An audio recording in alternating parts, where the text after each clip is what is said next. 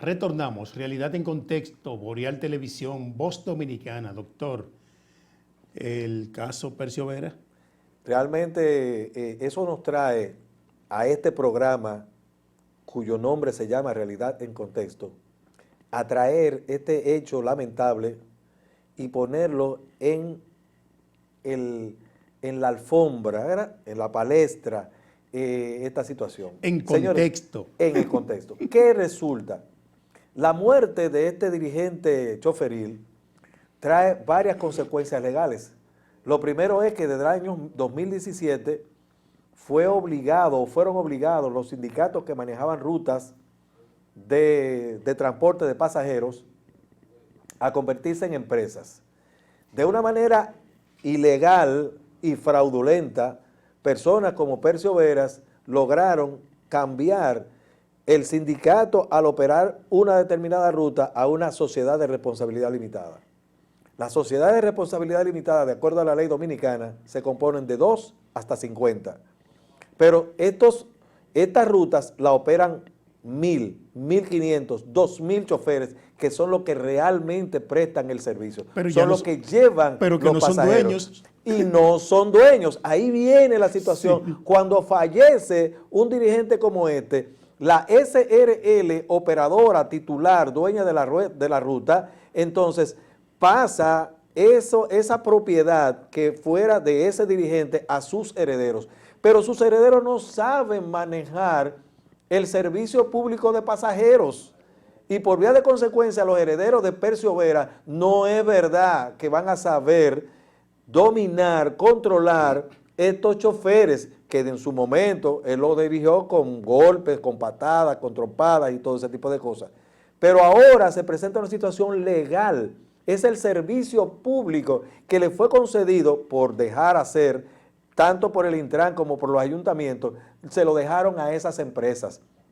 Y esas empresas, al momento de que fallece cualquiera de sus dueños, su propiedad y su titularidad de esa ruta, entonces pasaría a los herederos. Una distorsión de la ley, doctor. Que no saben manejar estas rutas y definitivamente va a haber una transferencia de propiedad, pero va a haber una reclamación, o debe haberla, y en ese sentido, tanto Pérez Peña como yo hemos decidido ofrecernos como abogados para aquellos choferes de la Ruta F que entiendan que es el momento ya de reclamar su participación dentro de la ruta, es el momento ahora de intervenir en ese sentido y reclamar esa participación, esa parte que le toca a los choferes que son los que prestan el servicio público. Por supuesto, y están en la condición prácticamente de accionistas. No, ese es el asunto. Lo dejaron en una situación indefinida. Sí. Ellos ni son accionistas ni son empleados, pero definitivamente son los que prestan el servicio. Entonces es el momento ya, con la muerte de Percio Veras, de que los choferes de la Ruta F reclamen esa participación dentro de la compañía, que en este caso es la SRL de esa ruta, para, ya sea por vía de una transformación, por vía de una decisión judicial, ellos poder tener esa participación que se le ha ido negando y que se la negó el mismo Percio Veras mientras estuvo vivo. Esa es una de las distorsiones que tiene la ley 63-17, porque los sindicatos no debieron convertirse en empresa privada. Es que el servicio de transporte de pasajeros, de transporte colectivo, urbano e interurbano, es un asunto del Estado. Es un asunto de Estado. Y ahí es donde yo digo que no sé qué es lo que está pasando. Esa ley puede ser objeto de recursos de inconstitucionalidad en ese aspecto, porque es un derecho fundamental ese.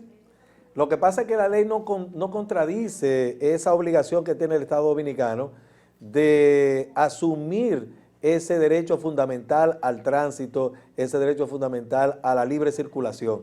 El problema que sucede es que por dejar hacer tanto de la Alcaldía de Santiago, para hablar de esa ruta en particular, la Ruta F, la Alcaldía de Santiago por su lado y el Instituto Nacional de Tránsito y Transporte Terrestre por el otro, el Intran, ellos le permitieron a estos sindicalistas, que ahora se llaman ellos, dicen ellos que son empresarios del transporte, pero realmente no lo son, porque ellos están apoyados en un conjunto de personas que son los que prestan el servicio, pero que no tienen ningún tipo de participación. Al contrario, le cobran una cuota y ellos no son ni accionistas, ni son copropietarios, ni tienen derecho a elecciones, ni nada.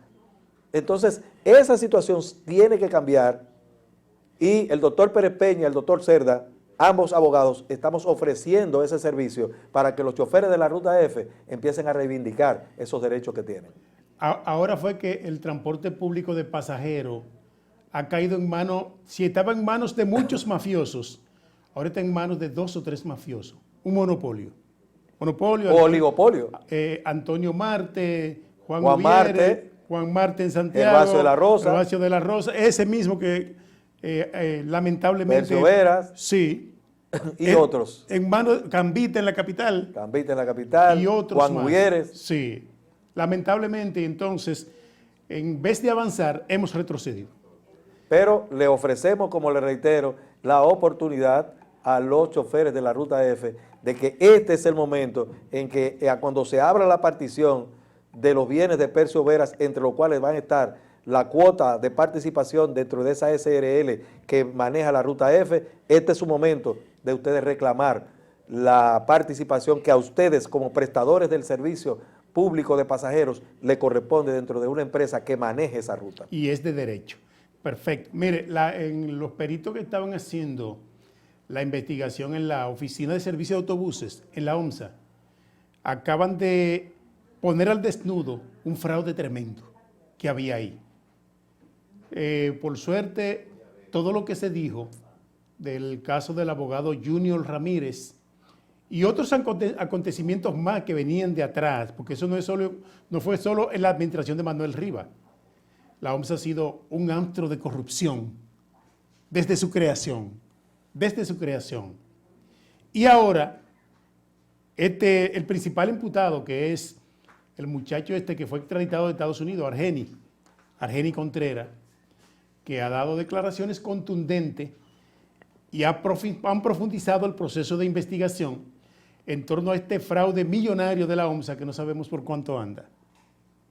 Sí. Bueno, este es un caso que se va a extender por un buen tiempo, ya está en la fase final, ya está en la fase de juicio, ya incluso sus elementos de prueba, a diferencia del caso Medusa, que ahora se va a ver el juicio de las pruebas, está fiado para el día 12, estoy hablando de ambos temas, del caso Medusa, el caso OMSA también, este ya está en la fase de juicio y se están presentando estas declaraciones de estos testigos y se van a ponderar esos elementos de prueba, pero fueron definitivamente preparados por un Ministerio Público que llama mucho la atención, que cada uno de sus casos los imputados salen descargados por falta de que esos elementos de prueba que se presenten no son vinculantes.